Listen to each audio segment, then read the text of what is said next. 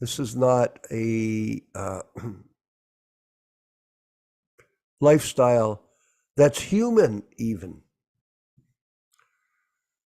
Prabhupada would explain, or does explain in his book, excuse me. Sorry, hold on.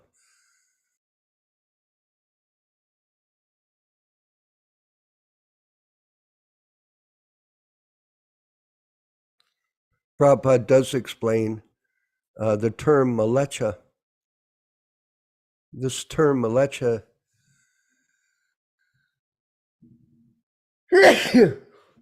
excuse me again, sorry, is used to describe people that are subhuman. Can you imagine? But people think that human life automatically relates to the form of the human body. But actually, if the activities, Vijay Pandit, if the activities are below human standard, which is the case in many places, then the people are considered to be malecha, subhuman, not even humans. They appear to be human. And they speak with a certain amount of articulation, but their behavior is below the standard of the human being. Eating, sleeping, mating, and defending. Just think, before Prabhupada showed up here in America, we'd never heard that before. Eating, sleeping, mating, and defending. The business of the animal, not the business of the human being. The main function of the human being is to develop their dormant God consciousness. It's dormant when you're born. You have to be trained. And we do that through the process of bhakti yoga. This is what Prabhupada brought to us here in the Western world, was this opportunity. It's an opportunity to become Krishna conscious, to rise up out of the animal state, and to practice devotional service, elevate one's consciousness, and in this way, have an opportunity at the time of death to go back home, back to Godhead. And this is the function of the Prabhupada Disciples Association, Hare Krishna Society, is to continue this process of educating the public with the unadulterated books of Śrīla Prabhupāda, which is one of our missions. And today we'll be reading from the Śrīmad-Bhāgavatam, the unedited version. It's a very, very important understanding that all of us share, because everything that Prabhupada spoke was from the transcendental platform, and all his actions are reflected that wonderful journey that he made from India at the age of 70 with no money. He had no money. How many people would do that? Nobody. Nobody does. He had implicit faith in his spiritual master, in Krishna. And as a result, he grew this movement into a great opportunity for people to become spiritually awakened and Krishna conscious. And we're going to go to the diaries of Śrīla Prabhupada again this morning. These diaries are so educational for us to see. If you don't have a copy, then we're sharing this in our every class reading and discussion, so that you get an insight into Prabhupada's life without any adulteration. So here if you look here, look at this. Isn't this a beautiful picture of where Prabhupada was living? And we have pictures of Yaśodā-nandana with Prabhupada in the courtyard at the Radha Damodar temple. They're quite, for me, they're very famous pictures. I love to see my godbrother sitting there with Śrīla Prabhupada and listening attentively to every word that Prabhupada was speaking, and now repeating it as best as he can for the benefit of everyone. So the rooms at Radha Damodar temple, rented by Śrīla Prabhupada, above right, the double doors on the right lead to Prabhupada's kitchen. Above left, Śrīla Prabhupada's bed in his living room. Look at that bed. Just see that. That is simple living. Very simple. The bottom left inside the kitchen, from its windows, Śrīla Prabhupada could see the samadhi of Śrīla Rupa Goswami. So living conditions. Now it may look austere, but it was quite satisfying for Prabhupada to be in such a sacred place. This is the idea. Devotee aspires for good association in the right location. And in this way, it becomes conducive to his spiritual development. That's how you do it. It's not whimsical. And here is the receipt for the money order sent to Gaurachand Goswami, as mentioned in the letter opposite. It was pinned to the diary at the July 28th entry. How much was it? Let's see. Can you see that? I can't see. Maybe I'm not.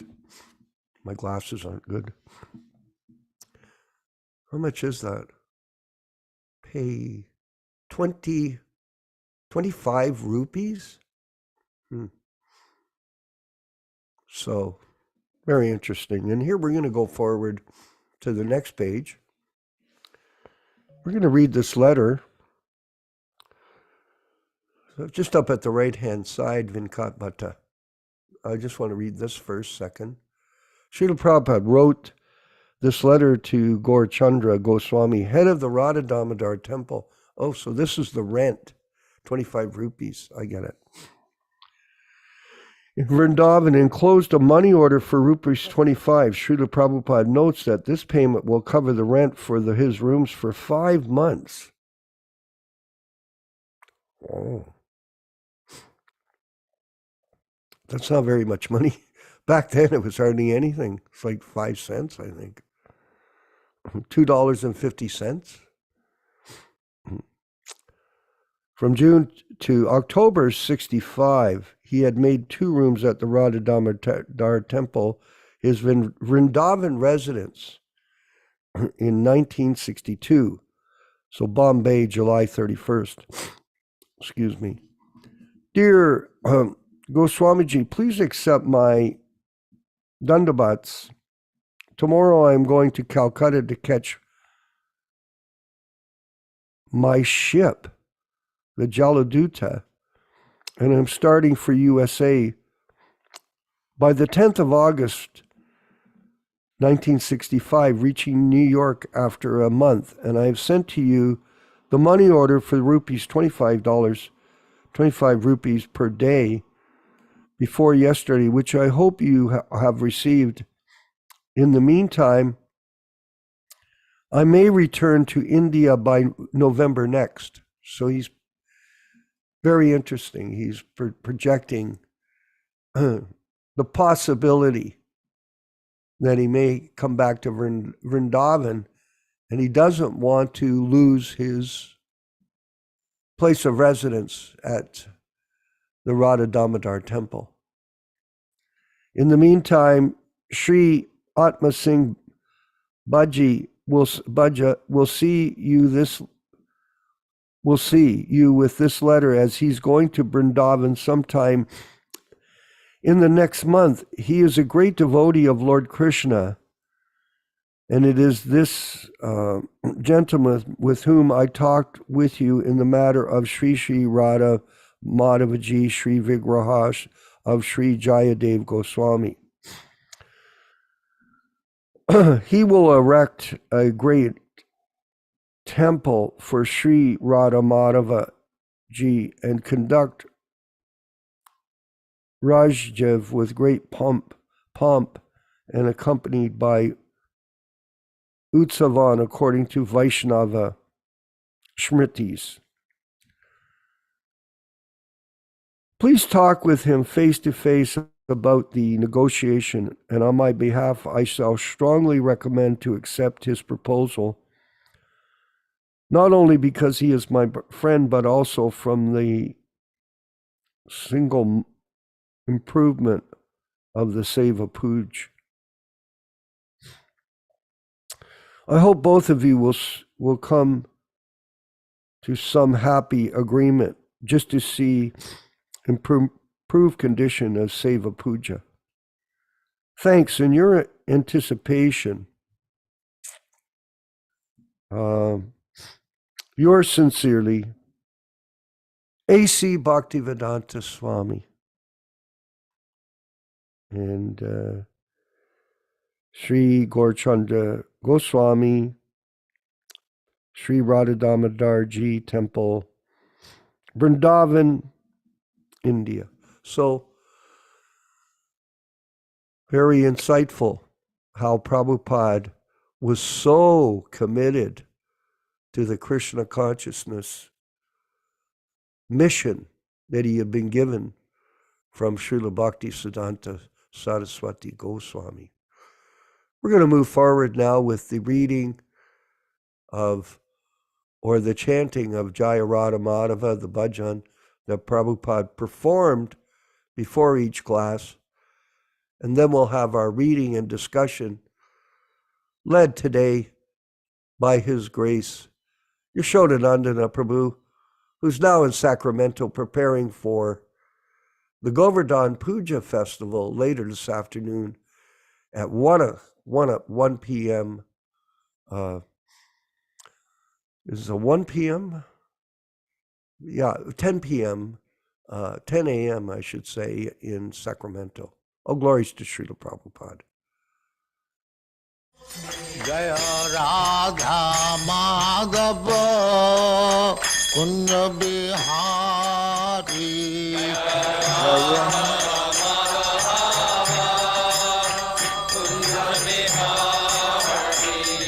Jaya Radha Madhava Kunja Bihari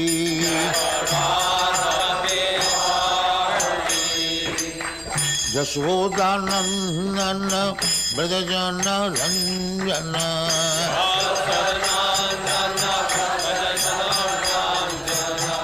Yaśodā-nandana Brajajana Ranjana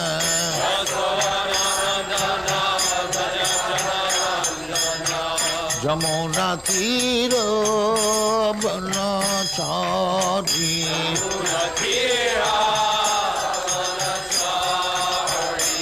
Jamuna Tira Banachari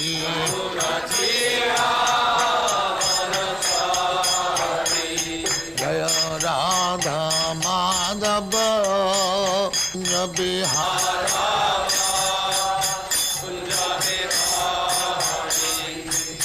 Gopi Jana Vallabha Girivaradhari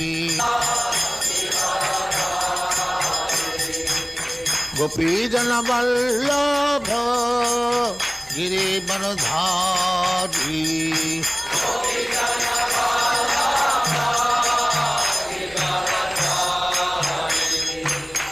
Yaśodā-nandana Brajajana Ranjana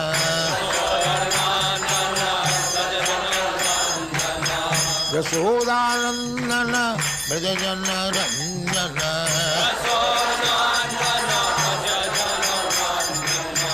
Jamuna Tira Banachari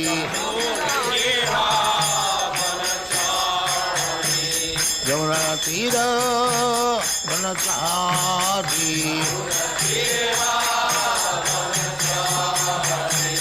Jaya Radha Madhava Kunda Bihari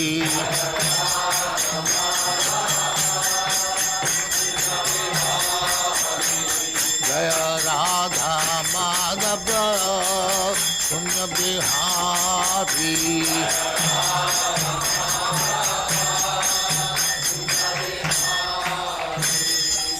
Jaya Muspa Paramahansa Parivrajagacārya Sattvaresvara Samatara Sri Goswami Prabhupāda ki Jai Ananta Koti Vaishnavindra ki Jai Ramacārya Sri Haridas Thakur ki Jai Prem se kaho Sri Krishna Chaitanya Prabhu Nityananda Sri Advaita Gadadhar Sivasadi Gaur Bhaktivinoda ki Jai Sri Radha Krishna Mokh Gopinath Sam Khund Radha Khund Giridhar ki Jai Vrindavan Dham ki Jai Navadvip Dham ki Jai Ganga Mai ki Jai Jamuna Mai ki Jai, Guru Dwarka Dham ki Jai, Swami Bhaktivedanta ki Jai, all glories to the Assembly. All glories to the Assembly. Thank you very much. All glories to you, Śrīla Prabhupāda. Glories to you, Prabhupada. Om Namo Bhagavate Vasudevaya. Om Namo Bhagavate Vasudevaya. Om Namo Bhagavate Vasudevaya. O my Lord, Sri Krishna, the Supreme Personality of Godhead, the Son of Vasudeva, I do offer my respectful obeisances unto you. Narayanam Namaskritya.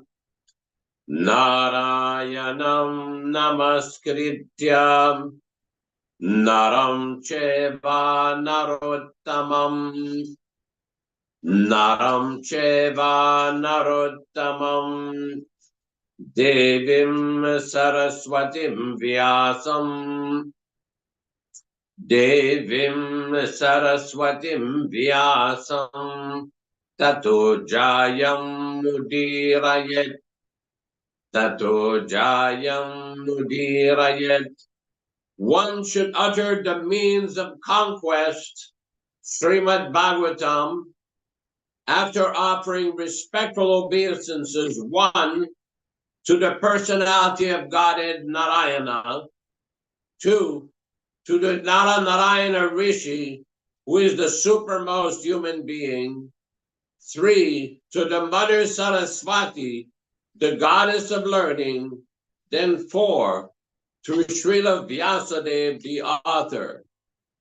So welcome everyone to this reading and discussion on Śrīmad-Bhāgavatam, Bhagavad Purana. Today we will be reading from the original 1962 New Delhi edition, and all synonyms, translations, and purports from His Divine Grace A.C. Bhaktivedanta Swami Prabhupāda, Founder-Ācārya of the International Society for Krishna Consciousness, also known as the Krishna Consciousness Movement. This particular recording, this program, is brought to you from Sacramento, California, at the Gaur-Nitai Mandir of the Hare Krishna Society, Bhakti Ram, his temple here. Text number 43, Canto 1, Chapter 3. Krishna Swadhamapo Bhagate Dharmagyana Dibisa Kalo Nashta Drishamesha Puranarko Adunoditaha. Krishna, on Krishna's Swadhamo, own abode, Upagate, having returned, Dharma, religion, Jnana, knowledge, Adivi, combined together, Saha, along with, Kalau, in the Kali Yuga, Nashtadrisham, of the persons who have lost their sight, Isha, all these, Puranarko, the Purana, which is brilliant like the sun, Adhuno, just now, Uditaha, as a rising. Translation.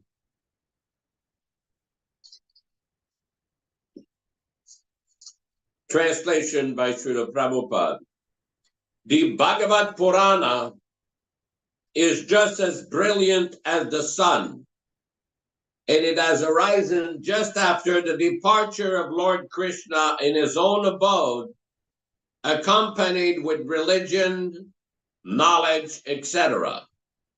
Persons who have lost sight on account of the dense darkness of ignorance due to the age of Kali shall get light out of it. Purport. Hare Krishna, Lord can you hear me? Krishna as his eternal Dhamma or abode, where eternally he enjoys with his eternal associates and paraphernalia. And his eternal abode is the manifestation. You need to read 43, Venkat Prabhu said. What is that? Read 41. 41. Sorry. You want me to read from 341? Okay. Hold on, looks like I'm a little ahead of myself here. 340, 341. Okay, let's see what we have. Canto 1, chapter 3, text 41. Tadidam grahayamasa sutamatma vatbaram sarva veda itihasanam saram samudritam. Tad, that, idam, this, grahyamasha, made to accept, sutam, unto his son, Atmavatam, of the self-realized, Varam, most respectful, Sarava, all, Veda, Vedic literatures, book of knowledge, Itihasanam, of all the histories, Saram, cream, Samudritam, taken out. Translation by Śrīla Prabhupāda. Sri Vyasadeva made that received by his son, who is the most respectful amongst the self-realized, after taking out the cream of all Vedic literatures and histories of the universe. Purport by Śrīla Prabhupāda. Men with profound of knowledge accept the history of the world since the time of Buddha, or since 600 BC. And prior to that, to this period, all histories mentioned in the scriptures are calculated by them as imaginary stories. That is not a fact. All the stories mentioned in the Puranas and Mahabharata, etc., are actual history not only of this planet, but also of other millions of planets within the universe. Sometimes the history of other planets beyond this world appear to such men of profound of knowledge as something non-believable. But they do not know that different planets are not equal in all respects. And as such, some of the historical facts derived from other planets do not correspond with the experience of this planet. Considering the different situations of different planets, as also time and circumstances, there is nothing wonderful in the stories of the Puranas, nor they are imaginary. We should always remember that maxim that one's man's food is another man's poison. We should not therefore reject the stories and histories of the Puranas as imaginary. The great rishis like Vyasa had no business to put some imaginary stories in his literatures. In the Śrīmad-Bhāgavatam, such selected historical facts taken out from the histories of different planets have been depicted. It is therefore accepted by all the spiritual authorities as the Mahapurana. Special significance of these histories is that they are all connected with activities of the Lord in different time and different atmosphere. Śrīla Shukadeva Goswami is the topmost personality of all the self-realized souls, and he accepted as the subject matter of studies from his father Vyasadeva. Śrīla Vyasadeva is the great authority, and the subject matter of Śrīmad-Bhāgavatam being equally important. He delivered the message first to his great son, Śrīla Shukadeva Goswami. It is compared with cream of the milk. The Vedic literature are like the milk ocean of knowledge. Cream or butter is the most palatable essence of milk. And so also is Śrīmad-Bhāgavatam, as it contains all palatable, instructive, as well as authentic versions from different activities of the Lord and his devotees. There is no gain, however, in accepting the message of Bhagavatam from the unbelievers, atheists, and professional reciters who make a trade of Bhagavatam for the layman.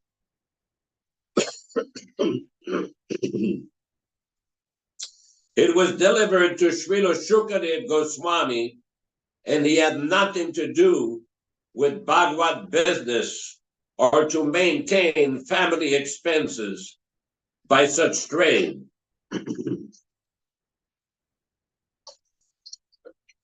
Śrīmad-Bhāgavatam should therefore be received from the representative of Shukadeva, who must be in the renounced order of life without any family encumbrance. Milk is undoubtedly very good and nourishing food and drink. But when it is touched by the mouth of a snake, the milk is no longer nourishing. Rather, it is the prima facie source of death. Similarly, those who are not strictly in the Vaishnava discipline should not make a business of this Bhagavatam and shall become the cause of spiritual death for so many hearers. In the Bhagavad Gita, the Lord says that the purpose of all the Vedas is to know him, Lord Krishna, and Śrīmad-Bhāgavatam is Lord Sri Krishna himself in the form of recorded knowledge. Therefore, it is the cream of all the Vedas, and because it contains all historical facts of all times in relation with Sri Krishna, it is factually the essence of all histories. Om Ajnana Timirandasya Jnananjana Shalakaya Chakshuran Miritam Yena Tasmai Shri Gurave Namaha. I offer my respectful obeisances unto my spiritual master, Śrīla Prabhupāda, who has opened our eyes from the darkness of ignorance with the torchlight of transcendental knowledge. Namo Om Vishnu Padaya Krishna Prestaya Bhutale Srimate Bhaktivedanta Swami Namine Namaste Saraswate Deve Gauravani Pracharine Nirvishesha Shunyavadi Paschatya Deshatarine Bhaktisiddhanta Shishyaya Bhaktivedanta Namine Prasannaya Prashantaya Tasmai Shri Gurave Namaha Bhagavad Vandanam Kadyam Guru Vandana Purvakam Kshiram Sharkara Yuktam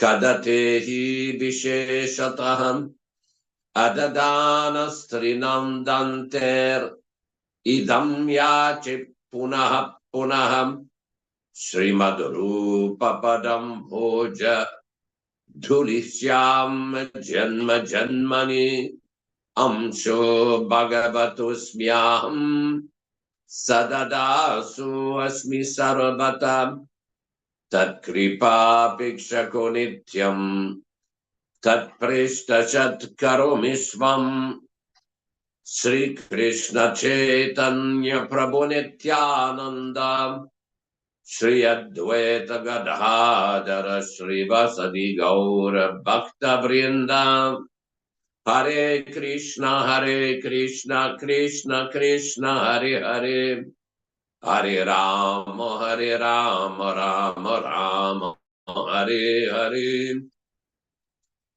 So here we have a very interesting section of Śrīmad-Bhāgavatam where Śrīla Prabhupada is starting to discuss the difference between fiction and reality. Everybody has heard many times that when the British came to India, they sent various scholars to learn Sanskrit. Some of them became very good Sanskrit scholars, such as Horace Wilson, Monier Williams, and various others, Germans also, with Max Muller. And they started to study some of the Vedic literatures. Now, the problem with that is because these people are not in the strict lines of parampara or discipline succession of Vaishnava discipline. When these people were trying to present literatures like the Bhagavad Purana, the Vishnu Purana, the Vedas, they made a big blunder. Rather than accept the veracity and the truthfulness of the statements of the Vedas and the Itihasas, the Puranas like the Mahabharata, Ramayana, various other Puranas, they came to the misleading conclusion that such literatures are just fiction, mythology. They call it Hindu mythology. Now, from a historical perspective, it's very interesting to note that none of the acharyas in India, specifically the great acharyas, like Madhvacharya, Ramanujacharya, Vedanta Deshika, Pilayalokacharya, Vyasatirtha, Jayatirtha, Raghavendra Swami, or Sri Chaitanya Mahaprabhu, and all the great acharyas in this line, such as the six Goswamis, Srila Vishwanath Chakravarti Thakur, Sripad Baladevi Vidyabhushana, and in recent time, Srila Bhaktivedanta Thakur and Srila Bhaktisiddhanta Saraswati Thakur, culminating in our Śrīla Prabhupada, that none of these acharyas have ever described the literature, the Vedic literatures and the Puranas as fiction, as mythology. This terminology only came when the Christian invaders or the Christian missionaries came to India with their political conquest of the natives. Their idea was to try to turn the Indians into Christians, which is an interesting proposition. Now, the difficulty with that false premise, it is not based on facts. It is based on a false interpretation of the Shastra. That is why in the Shastra itself, we see in the Bhagavad Gita, everybody knows, Krishna advises Arjuna, Tad vidhi pranipatena pariprasnena sevaya,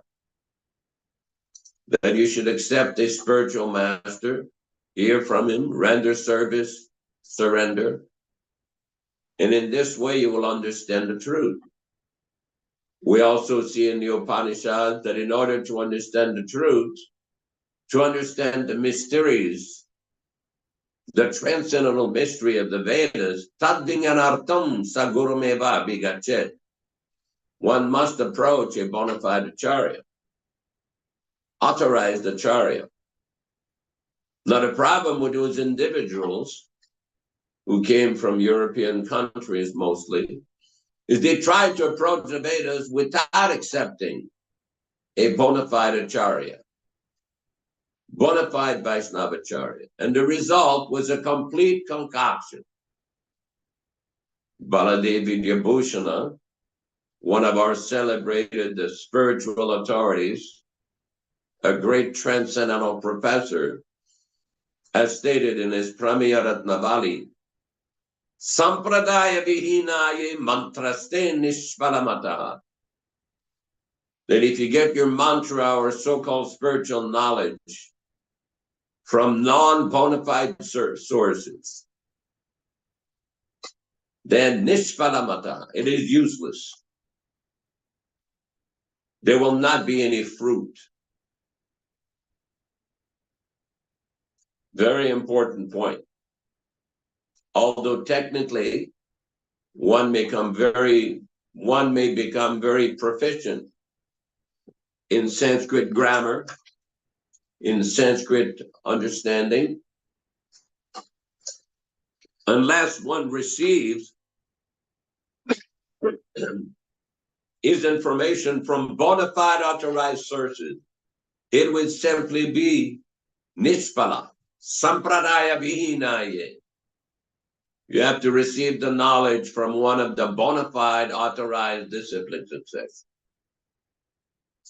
In this current context of the Krishna Consciousness movement, we receive knowledge from the current Acharya in the Sampradaya, His Divine Grace A.C. Bhaktivedanta Swami Prabhupāda, the greatest exponent of Krishna consciousness in the world.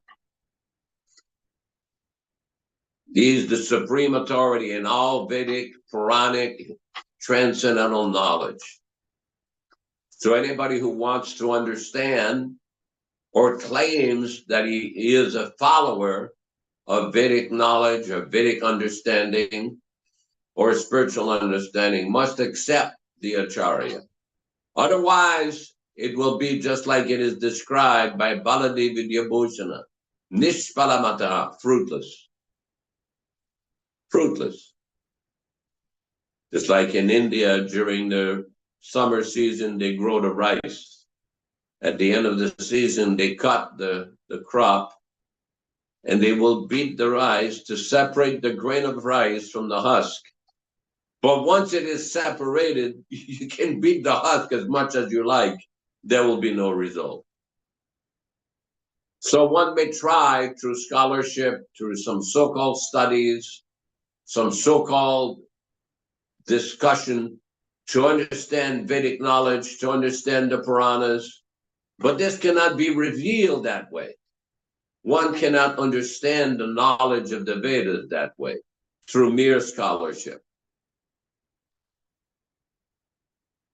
We see in the Upanishads, there is description, Nayamatma pravachenena labhya, namedhaya nabahuna shrutena,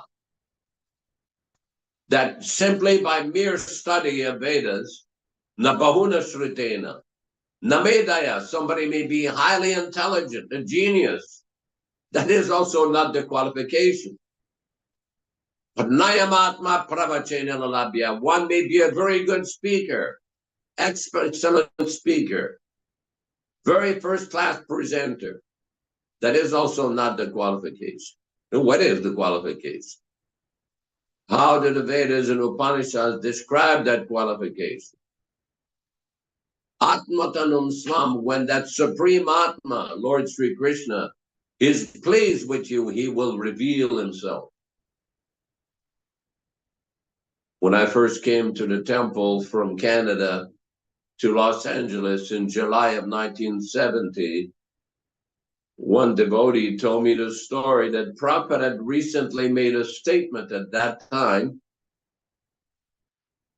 that don't try to see Krishna by your endeavor, but act in such a way that Krishna will want to see you, that God himself will want to see you. This is the same principle that is described in the Bhagavad Gita. Bhaktyamam abhijanati, yome bhaktya prayachati. We see also in the Brahma Samhita, Durlabam Atma Bhakto, Vedeshu Durlabam Adurlabam Atma Bhakto. It is very difficult to understand Krishna simply by studying the Vedas. But somebody may argue, well, in the Vedas it says only by studying the Vedas can one understand the Absolute. And now you people are proposing that simply by studying the Vedas you can understand Krishna. No, you have to study the Vedas with the help of one who is an Atma Bhakto, one who is a confidential devotee, one who is a fully self-realized devotee, a perfectly pure devotee. We have seen practically in India that it is very popular for some persons to hire some professional pandit, some professional scholar. Well, they will read the entire Sanskrit text of the Śrīmad-Bhāgavatam for 7 days continuously. A very noble endeavor. The problem is, this is not the recommended standard process of understanding Śrīmad-Bhāgavatam. What is the process of understanding Bhagavatam? It is described by Shukadev Goswami himself in the pages of Śrīmad-Bhāgavatam. Nashtaprayeshu babadreshu nityam bhagavata sevaya. In order to understand the Śrīmad-Bhāgavatam, Śrīmvatam svakata Krishna punya sravana kirtana Ridyanta soya badrani vidunoti suritsatam.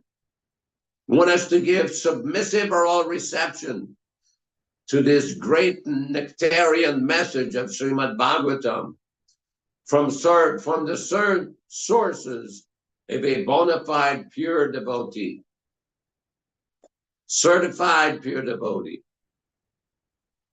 For those who live in European countries, American, Western countries, you know, all countries, if you try to buy very expensive automobiles, like Mercedes, certain type of Volvo, BMWs, Audis, and also higher models of very expensive cars, McLaren, and everything, Maserati, Bugatti, that before you can buy this car, they want to certify you. Are you qualified to buy this car? Or you just want to sit in it for fun of it? Some of these cars will cost millions of dollars. You can't just show up and say, oh, I want to take this car for a drive. Are you really qualified to buy this car? They will run your financials. They will talk to you. They will verify whether you have the money to buy the car. Then you'll be a suitable candidate to purchase. So it is the same principle to understand Krishna. Are we qualified to understand Krishna? Do we have the proper mindset to understand Krishna?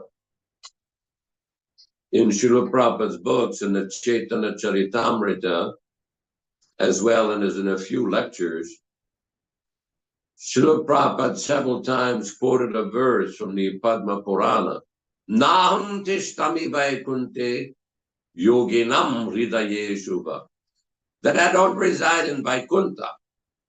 Naham tishtami vaikunte. Yoginam hridayeshava, nor in the heart of the yogis. So where does he live? If he's not in Vaikuntha, if he's not in the heart of the yogis, tatra tishtami Narada, my dear Narada, I reside where? Yatra gayanti matbhaktaha, where my devotees, where my pure devotees chant my glories. That is why all the great acharyas have recommended this chanting, this powerful Maha Mantra chanting. Hare Krishna, Krishna Krishna, Hare Hare, Hare Rama, Rama Rama, Hare Hare. This is the method to understand the Bhagavatam. This is the method to understand the Vedas. Otherwise, like many of these so-called scholars or pseudo-scholars who learned a little Sanskrit, they say, oh, these are all histories. It's all mythology. It is not mythology. It is factology. The reason you come to the conclusion it is mythology is because you've heard from the wrong sources. The other day I was discussing how sometime Prabhupada used to say, Alpa vidya bhayam kare. Even a little bit knowledge can become very dangerous. Somebody would learn a little thing and think he's become big scholar. Just like a high school boy is taken one anatomy class, one physiology class, and now he says, okay, now I want to go perform brain surgery. You think they will allow? No. It requires very highly specialized training for certain types of surgery, like brain surgery, cancer surgery, heart surgery. It is not simply, oh, I've taken one class, that's it. In the same way in spiritual life, the training, the required prerequisite is to hear from bona fide sources. Prabhupada refers in this purport that those who are professional reciters are basically very dangerous persons. Persons who misuse the Śrīmad-Bhāgavatam for personal aggrandizement, for selling mantras, for money making, for family maintenance. This kind of nonsense is not acceptable. It is not acceptable. In the Hari Bhakti Vilas, Sanatana Goswami explains, Putam Hari Katam Ritam, that this message of Śrīmad-Bhāgavatam is considered Amritam, transcendental nectar. But Sravanam Neva Kartavyam, never hear from non-authorized sources. Then why? He gave the example, Yatochista Yatapayam, if you take milk that has been touched by the lips of a serpent or a snake, this milk becomes very poisonous. It is mixed with a poison. Similarly, one should be aware. One should be very, very careful and be aware of motivated individuals who misuse the message of Śrīmad-Bhāgavatam for personal aggrandizement. That problem used to be confined to India. But now, with the proliferation of so many self-appointed so-called gurus, so-called pundits, so-called experts, one has to become very, very diligent, very careful in weeding out, in sorting out the pretenders as opposed to the bona fide followers, the bona fide candidates. Just like if you go, now it is Deepavali, what the Hindus call it Diwali.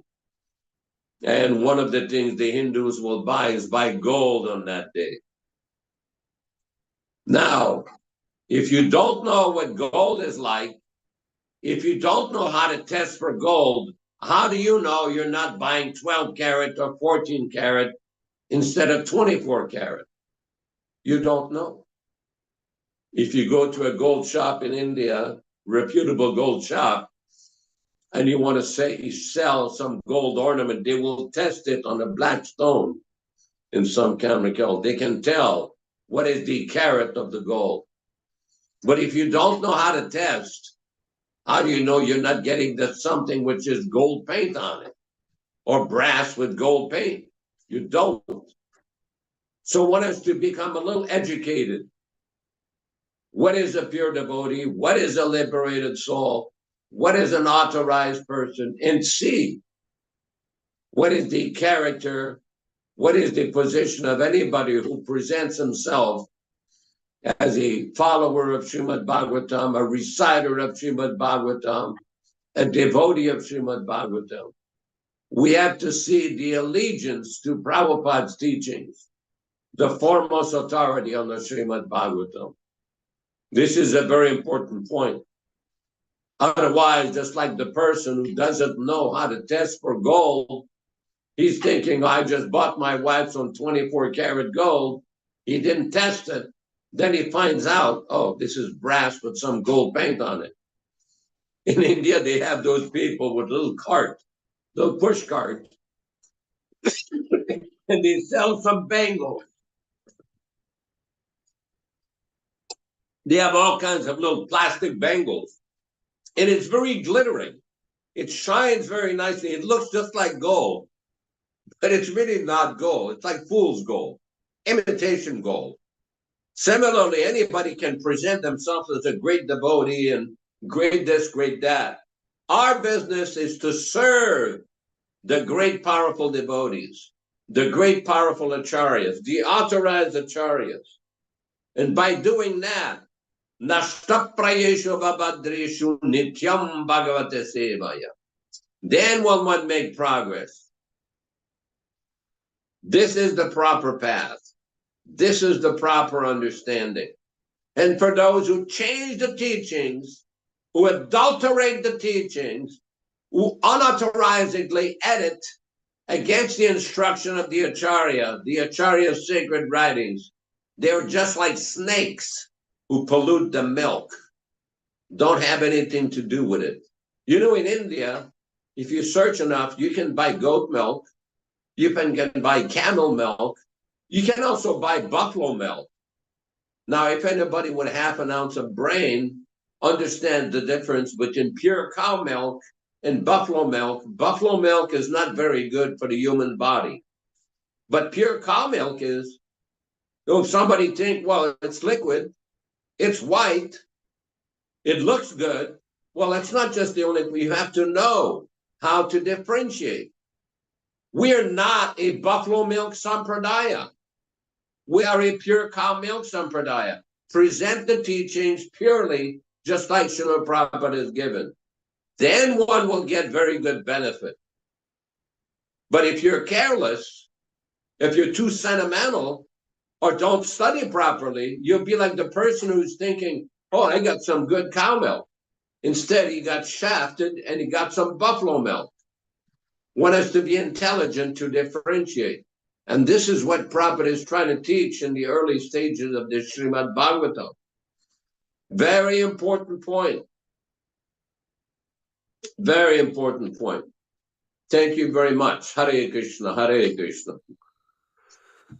Thank you, Yaśodā-nandana Prabhu from Sacramento, California, for this presentation of Śrīmad-Bhāgavatam, an authentic presentation of our philosophy for all of our members here at the Hare Krishna Society, Prabhupada Disciples Association. And it's aroused great sort of thoughts, so many thoughts in my mind about the current state of affairs, because Krishna consciousness is dynamic. It's not static. It's progressive. So the topics that were brought up by Śrīla Prabhupada back in the early years of his preaching work, which oftentimes were in relation to his particular situation as a member of the Gaudiya Math.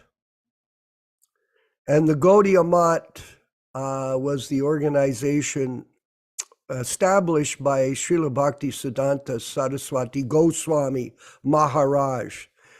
And he had a lot of followers, disciples, sannyasis, etc. And Prabhupada was not recognized at all in that organization as some kind of great preacher. But he became a great preacher by his efforts, as we're reading in the diaries of his life back in the early days. And so these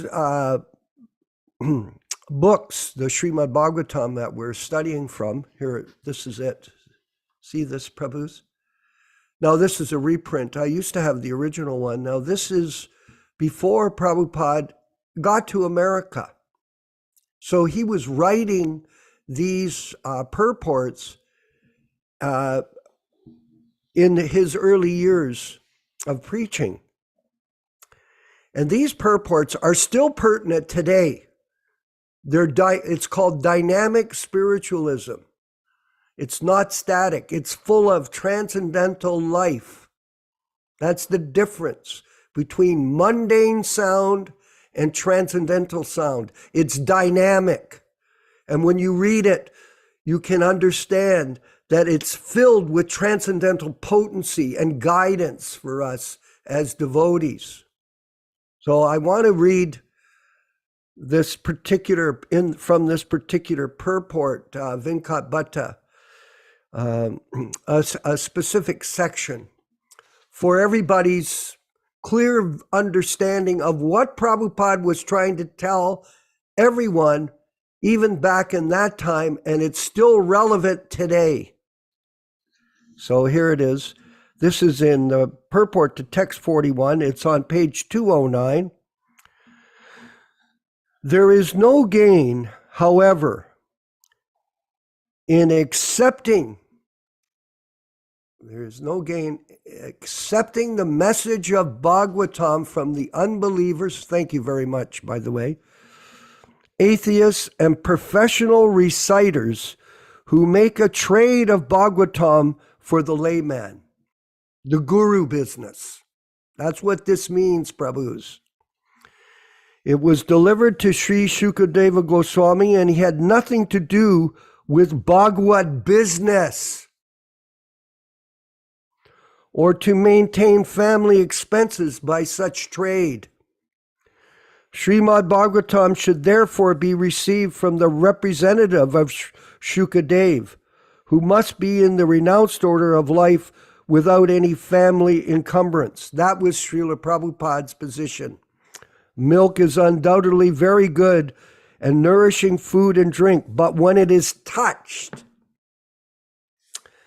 by the mouth of a snake, the milk is no longer nourishing. Rather, it is prime facie source of death. Similarly, those who are not strictly in the Vaishnava discipline should not make a business of this Bhagavat and shall become the cause of spiritual death for so many hearers. Warnings, great warnings.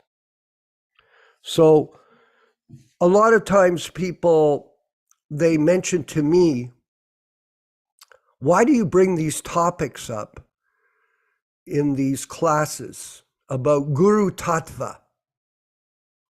Hey, Daniel, why is it brought up? Because Prabhupada is bringing it up, not us. Prabhupada is explaining this to all of us for our own benefit, and it is dynamic. It's still alive. And this is a constant message to all of us to truly understand the meaning of Guru Tattva. Guru, this is not some type of cheap business. Like you make 160 gurus. And then out of 160 gurus, Dharma Bhavana, 70 of them fall down directly right in front of our eyes, and people look, oh, what's wrong with this? It's a farce. This is a complete farce. because it's a deviation from the principles of the Bhagavatam.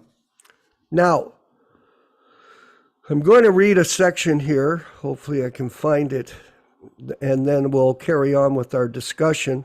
Sure enough, these technology things that I've been reading Sri Upanishad, and I recommend that everyone who doesn't have a copy try to find an original copy of this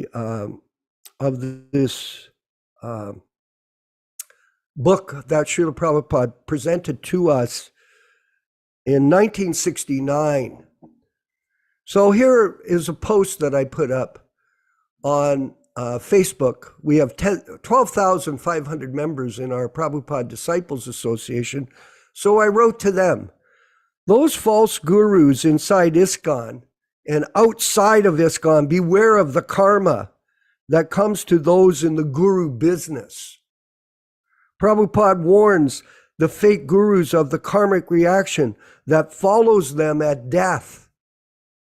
The guru business is an attractive business to establish oneself in the materialistic society we live in. Accepting the position of a Diksha guru is a very slippery slope. Believe it.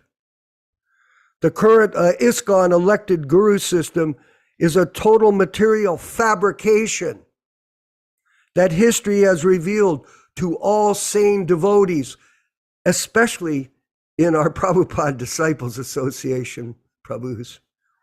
The ISKCON mission is simply Gaudiya Mat, Part 2. This excerpt from verse 12 of the Upanishad reveals the fate of these so-called gurus in the pretend stage of spiritual exploitation of the innocent seeker. And they, along with their followers, are doomed. Prabhupada mentioned it already. Now, you can deny these words, but you're denying the truth, Prabhupada's truth. We challenge everyone to reach us to deal with the issues raised in these Prabhupada purports. People, beware of people selling fake silk or gold, as Yaśodā-nandana Prabhu so clearly explained. Here is from the verse. The supreme science of God is received through the disciplic succession. This is Prabhupada's words here. Instead, to mislead the people in general, they themselves, thank you very much, become so-called acharyas, but they do not even follow the principles of the acharyas. These rogues are the most dangerous elements in human society because there is no religious government. They escape punishment by the law of the state. They cannot, however, escape the law of the Supreme, who has clearly declared in the Bhagavad Gita that envious demons in the garb of religious propagandists shall be thrown into the darkest regions of hell. Bhagavad Gita, chapter 16, verses 19 and 20. Sri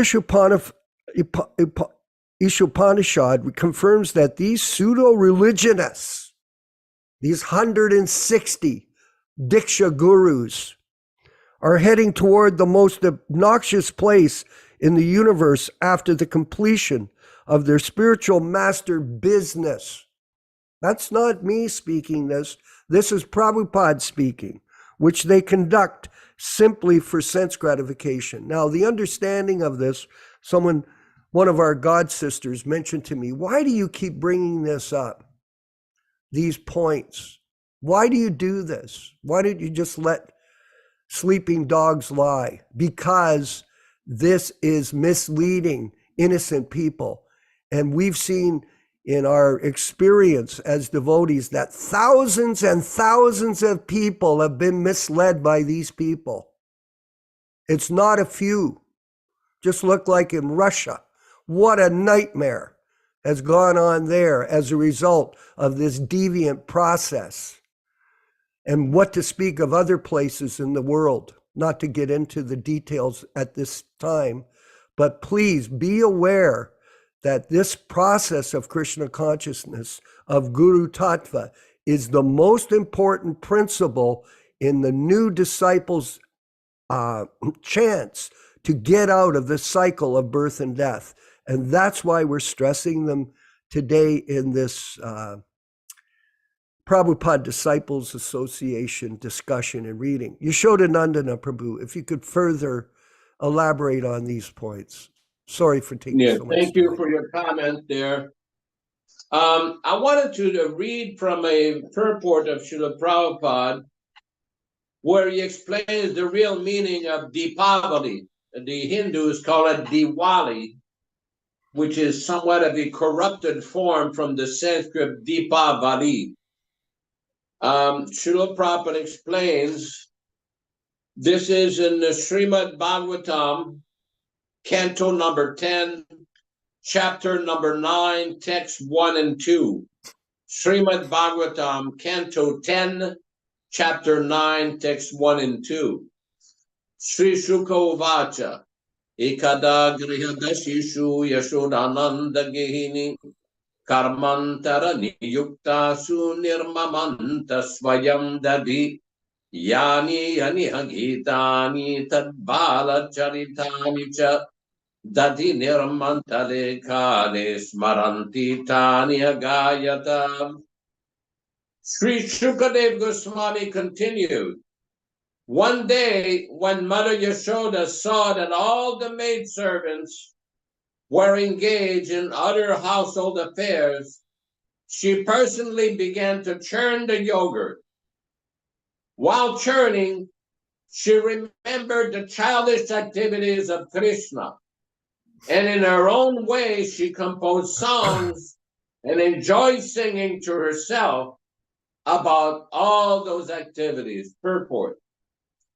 Srila Vishwanath Chakravarti Thakur, quoting from the Vaishnava Toshani of Srila Sanatana Goswami, says that the incident of Krishna's breaking the pot of yogurt and being bound by Mother Yashoda took place on the Deepavali day, or Deepa Malika.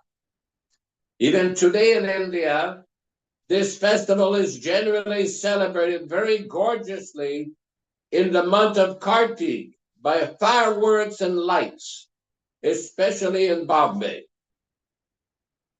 It is to be understood that amongst all the cows of Nanda Maharaja, several of Mother Yashoda's cows ate only grasses so flavorful that the grasses would automatically flavor the milk. Mother Yashoda wanted to collect the milk from these cows, make it into yogurt, and churn it into butter personally.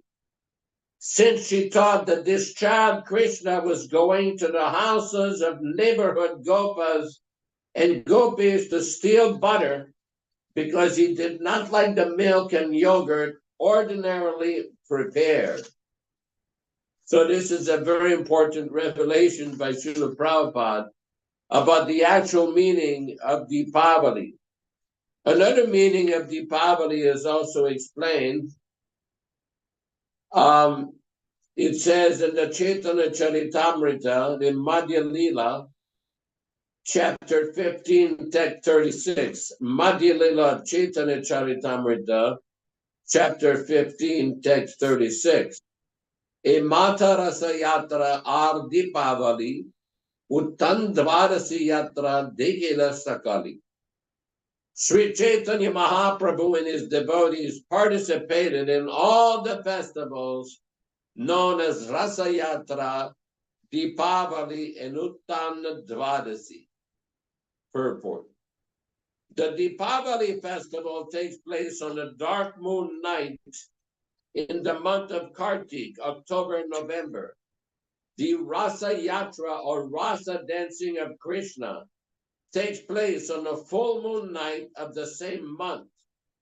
Uttandvarasi takes place the day after Ekadasi in the waxing fortnight of the moon in the same month. all the devotees of Sri Chaitanya Mahaprabhu participated in all these festivals. Very special. There's also the story. This was in a letter from Śrīla Prabhupāda on October 17th, 1967. October 17th, 1967 to Pradyumna Das. Ramachandra's victory celebration is observed in the last day of Durga Puja. Vaishnavas are not concerned with Durga Puja. Deepavali or Diwali is observed as the New Year's Day by certain mercantile community. The Vaishnavas have nothing to do with this ceremony, but just on the last day after Diwali, the Vaishnava observe Annakuta ceremony. This celebration is the day when Lord Krishna lifted the hill in Madhavendra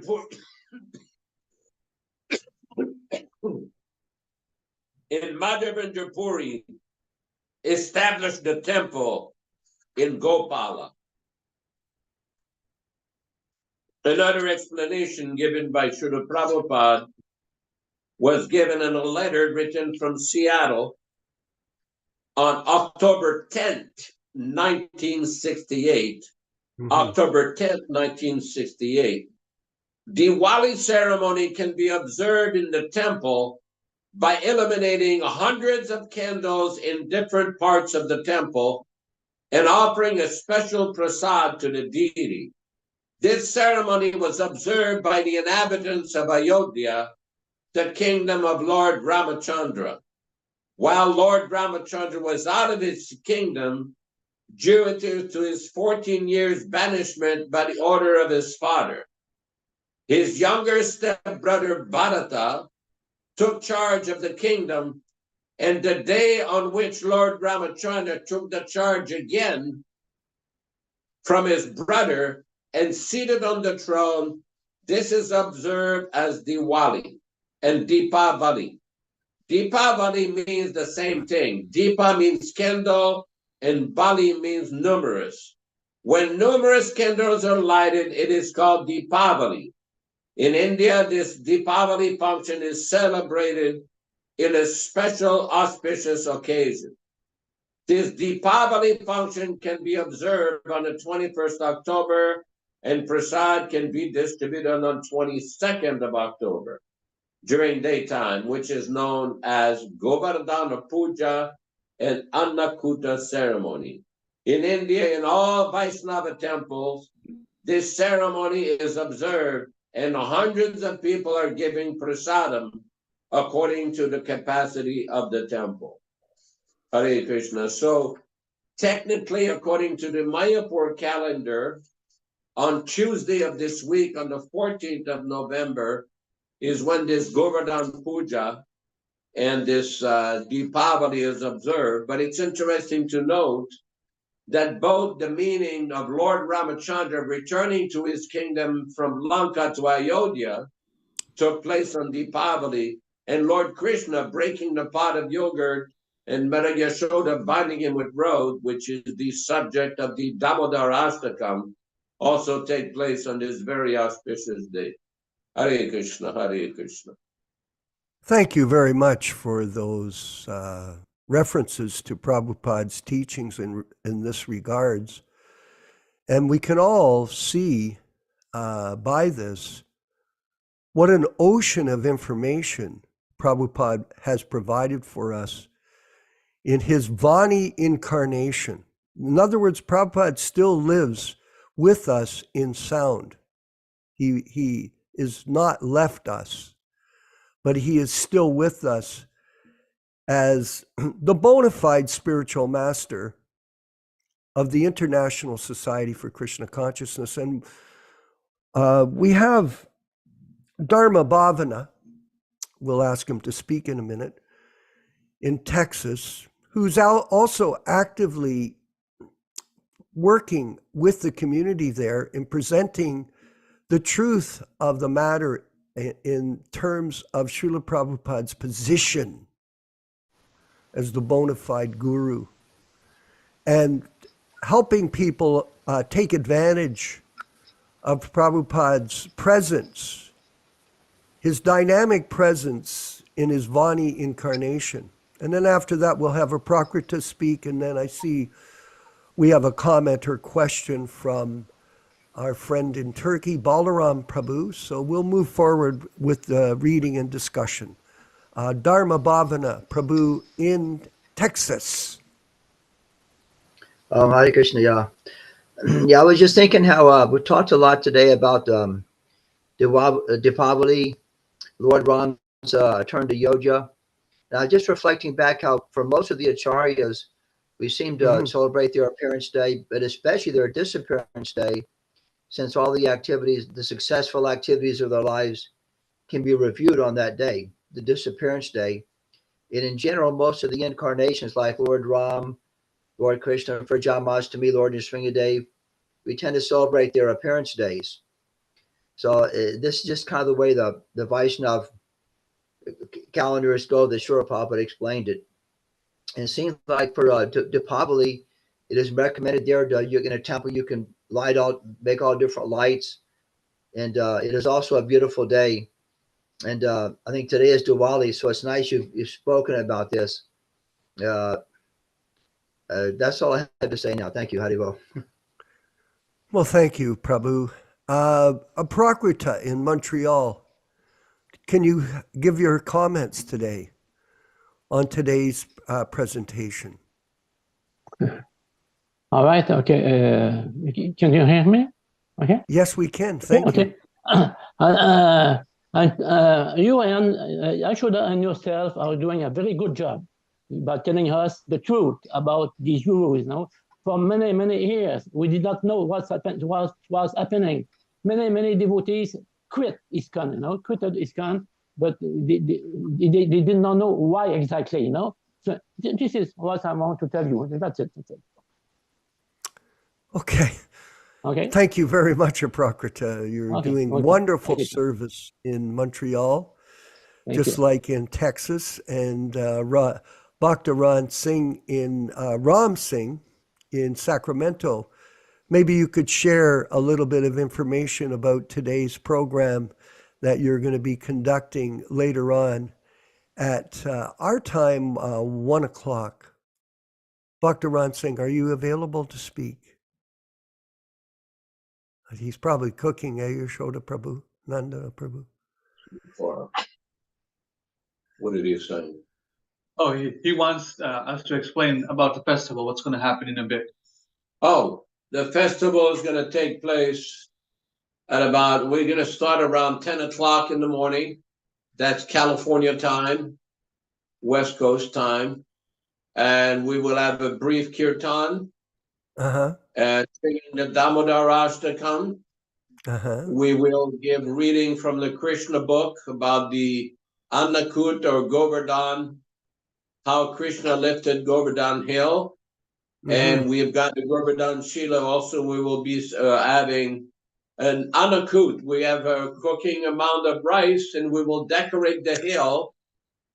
So everybody that will be here will participate in that. And we might also have a bathing ceremony of Giri Govardhan. Then at 12 o'clock, we'll have the noon arti, then Prashadam. That's basically the program. Hare Krishna. Oh, well, thank you very much for that explanation. Now we're going to move close to the end of the class because the Prabhus in Sacramento have much service to do in preparation, but I see that we have our friend, our godbrother, Balaram in Turkey, and he has his hand up for either a question or a comment. Balaram Prabhu. Yaśodā-nandana Prabhu, I'd like to ask you a question on the class and the purport that we read today. Thank you very much for that. So in the class, Śrīla Prabhupāda states to us and pushing us that we should study the Śrīmad-Bhāgavatam. And alongside studying the Śrīmad-Bhāgavatam, we should do that with a pure devotee. So often devotees have this idea that the book is the book and then we should be with a pure devotee. So, but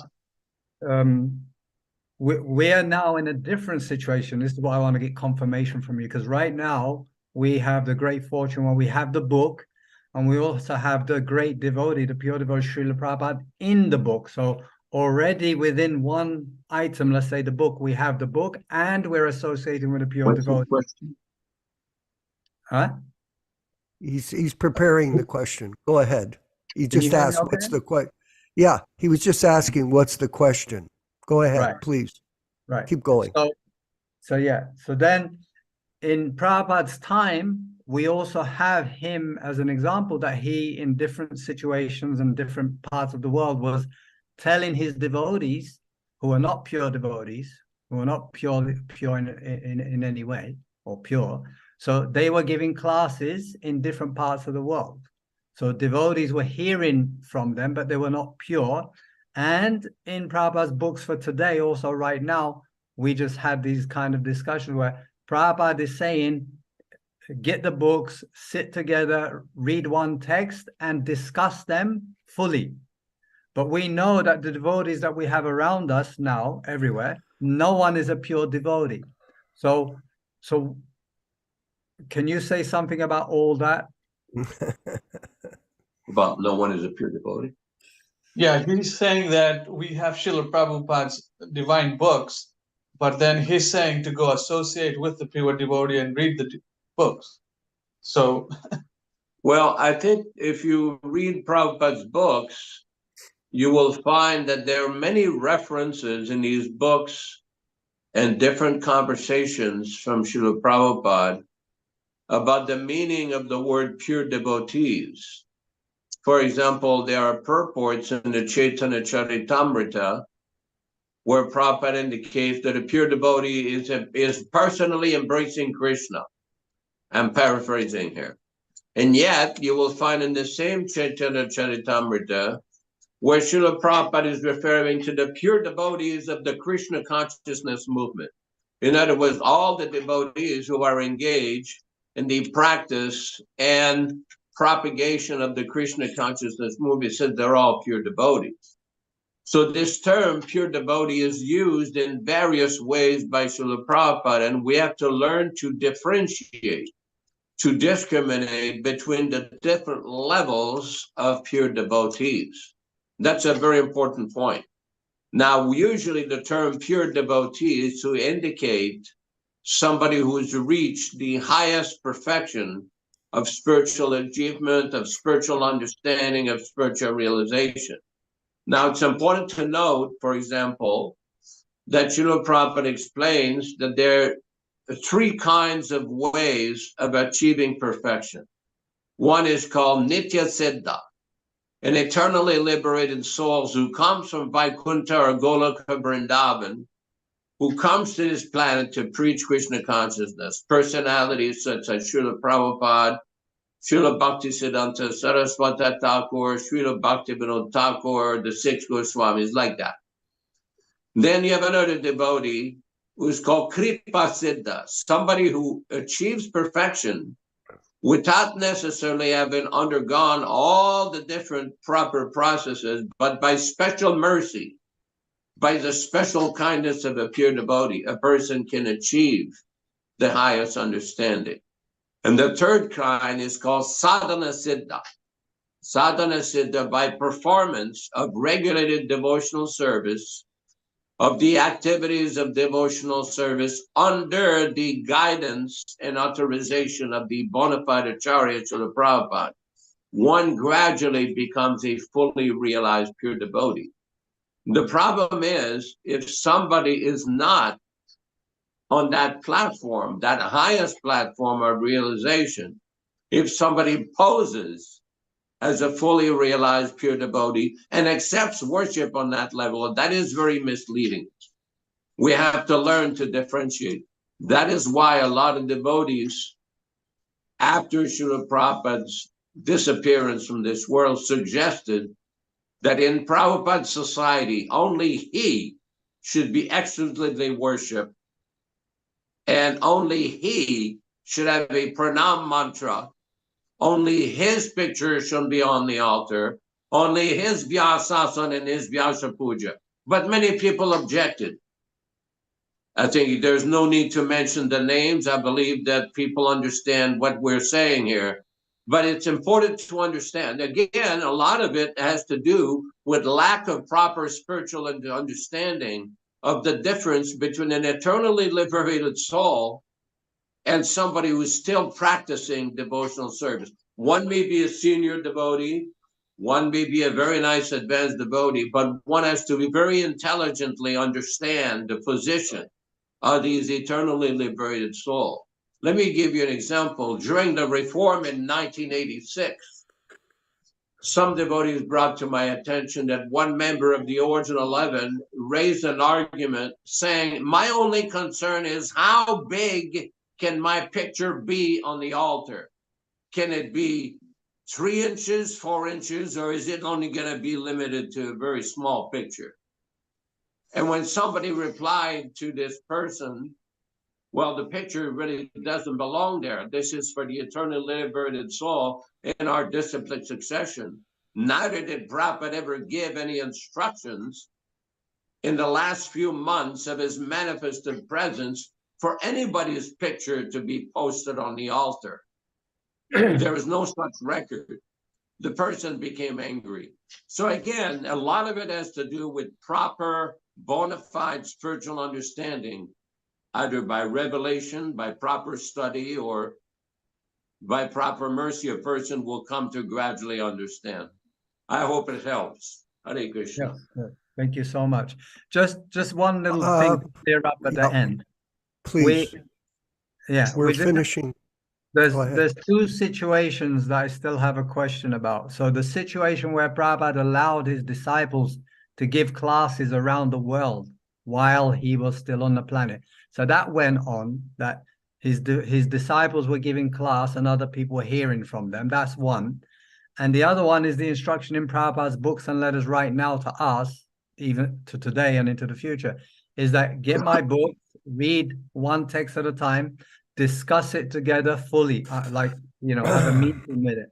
So that's going on now, and we're having that, let's say, in the association of non-pure devotees. So that's okay. That's to go on. That's to happen, right? Naturally, of course. Okay, that's an assumption of yours. Non-pure devotees, and we'll table that for further discussion with you. Thank you very much. And just to finish off, I wanted to show you, Prabhus, see this? This is a letter written to me from Gopal Krishna when I was president of ISKCON Toronto. This is written by him. In fact, he mentions here in the letter, he typed it himself, Yaśodā. Now, we'll end off the talk with like this. Here's the letter. There's his signature. This is the particular understanding that he had and still has to this day. Here it is here. He writes, as far as the Guru issue is concerned, I cannot allow Vyasa-san to be thrown out or pictures removed from the altar.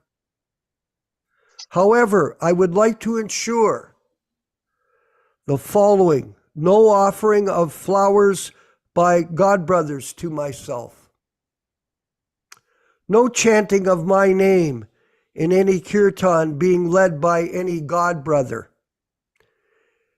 and the Guru Puja should be held separately from Prabhupada's Guru Puja. Godbrothers are not allowed to attend Guru Puja of new Acharyas. I want to keep these things as simple as possible. So this was the predicament that Nandikeshwar, Bahudak, myself, and Lakshminath in Ottawa were facing, dealing with this fellow that could barely stay awake when he was in a meeting with us, with people in the Toronto temple. A complete farce. All glories to Śrīla Prabhupāda. We're going to end with our kirtan. Yes, Yasoda, sorry. Please go ahead.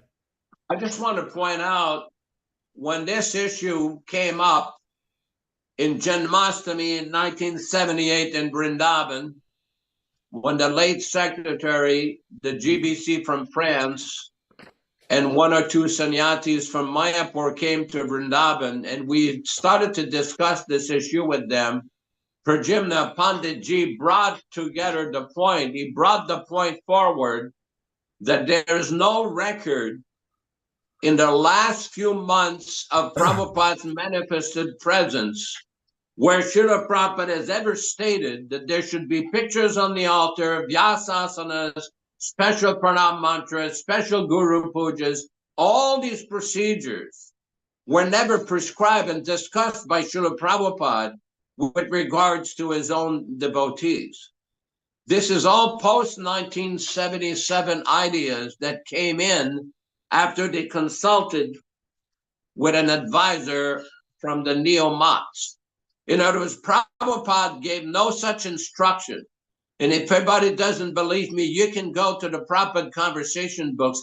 Incidentally, these Prabhupada, the complete unedited version of these conversations were not available for 11 to 12 years after Prabhupada departed. But that's a separate point. The point being, nobody can show, there's no such record where Prabhupada mentioned. And somebody may say, well, it's in the books, but that you didn't claim that your appointment was in the books. People claimed they had been appointed by these mysterious conversations in the last few months of Prabhupada's manifested presence. So this is the problem. From one mistake, 2 + 2 = 5, they went on calculating to the point that has created great havoc in Śrīla Prabhupada society. That's why most of us suggest that the only worshipable altar should be Prabhupada, only Prabhupada's Vyasa Puja, only Prabhupada's pranam mantras. This should be the proper center. Just like they do in these Ramanujan Madhva Sampradayas, the oldest Vaishnava Sampradayas in the world. They don't worship separately anybody in front of these acharyas in their main temple. So this is a very important point. I hope everybody understands that. Hare Krishna. Thank you, Prabhu. And thank you, everyone, for participating. Vinkat Bhatta, could you make a last comment before we move to the kirtan? I see you've written something here. Yes. Vinkat, yes, please. Yeah, I think as long as we're discussing the teachings of Śrīla Prabhupada without adulteration, then it's bona fide. That's what I wrote. And there's also a letter, someone was asking about Siddha Swarup, should we follow him? So Śrīla Prabhupada makes the statement that all of my disciples are pure devotees. Anyone sincerely serving the spiritual master is a pure devotee. So it's conditional. Like, as long as we're following the instructions, not adulterating anything, serving sincerely, then there's no issue. We're on the bona fide platform. And Prabhupada is even calling that pure devotee. But I mean, that's a different definition, of course. I mean, as Yashoda Prabhu was saying, there's different levels to that. Thank you. Excellent. Thank you. And thank you for your work and helping us produce these classes for everyone's benefit globally. And we look forward to seeing everyone later this afternoon for the program out of Sacramento, which will be broadcast as well online. And next week, we'll begin our following program of Chaitanya Charitamrita on Wednesday evening at 8 p.m. Please invite your friends and family members to participate, and then Saturday and Sunday at 10 a.m.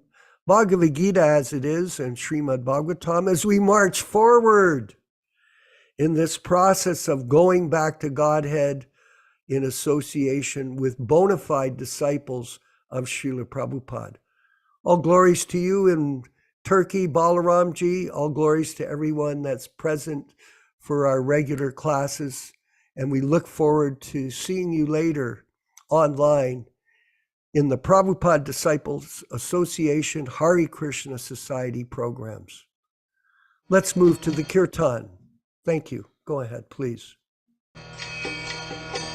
Shri Krishna Chaitanya Prabhu Nityananda Shri Advaita Gadadhar Shivasadi Gaurabhakta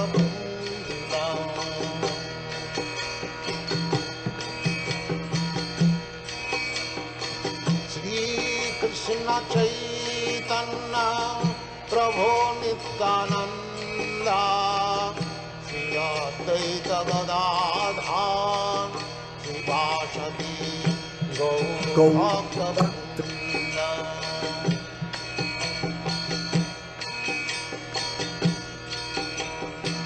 Shri Krishna Chaitanya Prabhu Nityananda Shri Advaita Gadadhar Shivasadi Gaurabhakta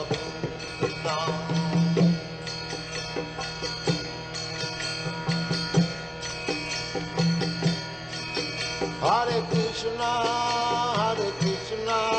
Krishna Krishna, Hare Hare, Hare Rama, Rama Rama, Hare Hare, Hare Krishna, Krishna Krishna, Hare Hare, Hare Rama, Rama Rama, Hare Hare. Hare Krishna, Krishna Krishna, Hare Hare, Hare Rama, Rama Rama, Hare Hare. Hare Krishna, Krishna Krishna, Hare Hare, Hare Rama, Rama Rama, Hare Hare. Hare Krishna, Krishna Krishna, Hare Hare, Hare Rama, Rama Rama, Hare Hare. Hare Krishna, Krishna Krishna, Hare Hare, Hare Rama, Rama Rama, Hare Hare. Hare Krishna, Krishna Krishna, Hare Hare, Hare Rama, Rama Rama, Hare Hare. Hare Krishna, Krishna Krishna, Hare Hare, Hare Rama, Rama Rama, Hare Hare. Hare Krishna, Krishna Krishna, Hare Hare, Hare Rama, Rama Rama, Hare Hare. Hare Krishna, Krishna Krishna, Hare Hare, Hare Rama, Rama Rama, Hare Hare. Hare Krishna, Krishna Krishna, Hare Hare, Hare Rama, Rama Rama, Hare Hare. Hare Krishna, Krishna Krishna, Hare Hare, Hare Rama, Rama Rama, Hare Hare. Hare Krishna, Krishna Krishna, Hare Hare, Hare Rama, Rama Rama, Hare Hare. Hare Krishna, Krishna Krishna, Hare Hare, Hare Rama, Hare. Rama Rama, Hare Hare. Let us offer our respectful obeisances to the assembled devotees. Vanchakalpa, Tarubhyascha, Kripa Sindhu Vaevacha Patitanam Pavinibhyo Vaishnavebhyo Namo Namaha. Thank you, Vijaya Pandit, for your group gathering.